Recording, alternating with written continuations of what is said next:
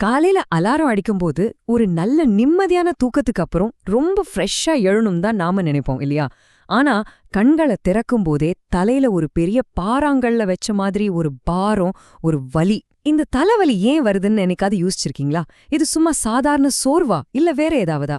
இதற்கான அறிவியல் உண்மைகளை தான் இன்னைக்கு நாம இந்த விளக்குறையில ரொம்ப டீட்டெயிலா அலச போறோம். இப்போ சொல்லுங்க, காலை எழுந்ததும் தலைவலி வந்தா உண்மையில என்ன அர்த்தம்?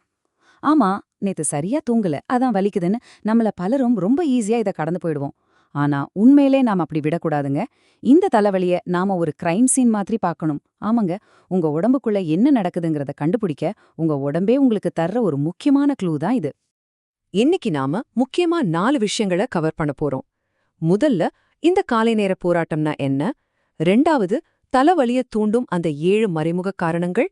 3வது, உங்களுக்கான உடனடி தீர்வுகள். அப்புறம் கடைசியா, எப்ப நாம கண்டிப்பா ஒரு மருத்துவரை சந்திக்கணும். சரி, முதல் பகுதிக்குள்ள போலாம். காலை நேர போராட்டம், அதாவது நம்ம உடல் நமக்கு சொல்லும் செய்தி என்ன? நீங்க நல்லா புரிஞ்சுக்க வேண்டிய ஒரு விஷயம் என்னன்னா, இது வெறும் தலைவலி கிடையாது. நீங்க வண்டி ஓட்டும்போது பெட்ரோல் குறையுதுன்னா உடனே டேஷ்போர்ட்ல ஒரு வார்னிங் லைட் எரியும் பார்த்திருக்கீங்களா? எக்ஸாக்ட்டா அதே மாதிரி தான் இதுவும். உங்க தூக்கத்துல, உங்க லைஃப் ஸ்டைல்ல, இல்ல உங்க உடல் நிலையில ஏதோ சரியில்லைன்னு உங்க உடம்பு உங்களுக்கு கொடுக்கற ரொம்ப ரொம்ப ஸ்ட்ராங்கான ஒரு ரெட் சிக்னல் தான் இது. அடுத்த 2வது பகுதி 7 மறைமுக காரணங்கள். அதாவது நம்ம தூக்கத்தை கெடுத்த அந்த குற்றவாளிகளை தேடி ஒரு பயணம். நமக்கு தலைவலிய ஏற்படுத்துற அந்த 7 முக்கிய காரணங்களை ரொம்ப ஈஸியா புரிஞ்சுக்க 3 மெயின் கேட்டகரியா நம்ம பிரிக்கலாம். முதல் பிரிவு நம்மளோட வாழ்க்கை முறை. அதாவது சரியா தூங்காதது, போதுமான தண்ணி குடிக்காதது, அப்புறம் ஓவரா மொபைல் யூஸ் பண்றது. 2வது என்னன்னா மனநிலை. சிம்பிளா சொல்லணும்னா ஸ்ட்ரெஸ். 3வது மருத்துவ காரணங்கள். இதுல சைனஸ், மைக்ரேன், அப்புறம் பிபி மாதிரியான விஷயங்கள் அடங்கும். இப்போ உங்க நைட் ரொட்டீன் எப்படி ஒரு தலைவலியா மாறுதுன்னு ஒரு சின்ன டைம்லைன் மூலமா பாப்போம். அதிகாலை 2:30 மணி, ரூம்ல நல்லா இருட்டு, ஆனா மொபைல் வெளிச்சம் மட்டும் முகத்துல அடிக்குது. மூளைக்கு ரெஸ்டே இல்லாம முழிச்சிருக்கீங்க.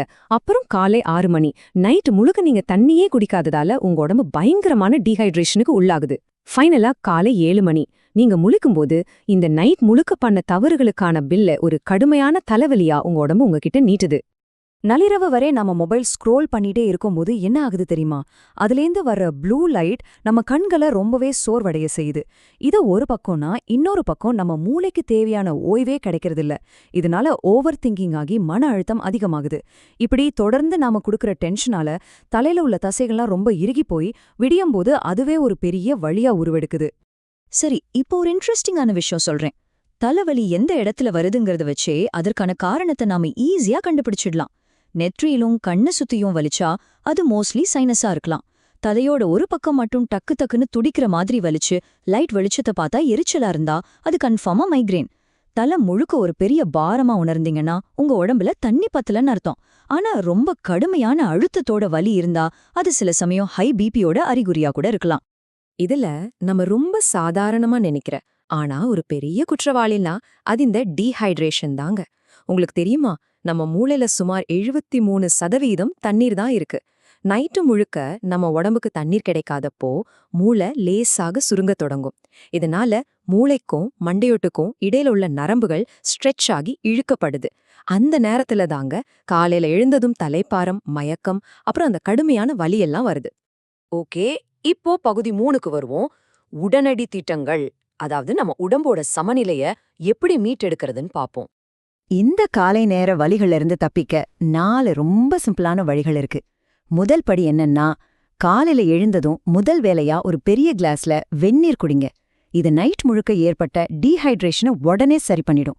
2வது படி, கண்டிப்பா 7 மணி நேரம் ஆழ்ந்த தூக்கத்தை உறுதி செய்யுங்க. 3வது, தூங்குறதுக்கு முன்னாடி மொபைல் பார்க்கறத கொஞ்சம் கொஞ்சமா குறைச்சிடுங்க. 4வது, நீங்க எவ்ளோ பிஸியா இருந்தாலும் சரி, காலை உணவை மட்டும் ஸ்கிப் பண்ணவே பண்ணாதீங்க. இது மட்டும் இல்லாம உங்க மன அழுத்தத்தை குறைக்க போதுமான அளவுக்கு ஓய்விடுங்க, ரிலாக்ஸ் பண்ணுங்க. ஒருவேளை தலைவலி அடிக்கடி வந்துகிட்டே இருந்தா ஒரு முறை பிபி செக் பண்றது ரொம்ப ரொம்ப நல்லது. நான் மறுபடியும் சொல்றேன், காலை உணவு மட்டும் தவிர்க்கவே கூடாது. ஏன்னா உடம்புல ரத்த சர்க்கரை அளவு குறையும் போதும் அது கடுமையான தலைவலியா மாறும், ஞாபகம் வச்சுக்கோங்க. இப்போ நாம கடைசி பகுதிக்கு வந்துட்டோம். எப்போதும் மருத்துவரை அணுக வேண்டும். அதாவது நம்ம கவனிக்க வேண்டிய முக்கியமான அபாய அறிகுறிகள் என்னென்ன? சில சமயங்கள்ல நம்ம வாழ்க்கை முறை மாற்றங்கள் மட்டுமே போதாது.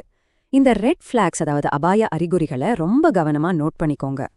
தினமும் தொடர்ச்சியா தலைவலி இருந்தாலோ, வலியோட சேர்ந்து வாந்தி, மயக்கம், பார்வை மங்குதல் ஏற்பட்டாலோ அதை ஒருபோதும் அலட்சியப்படுத்தக்கூடாது.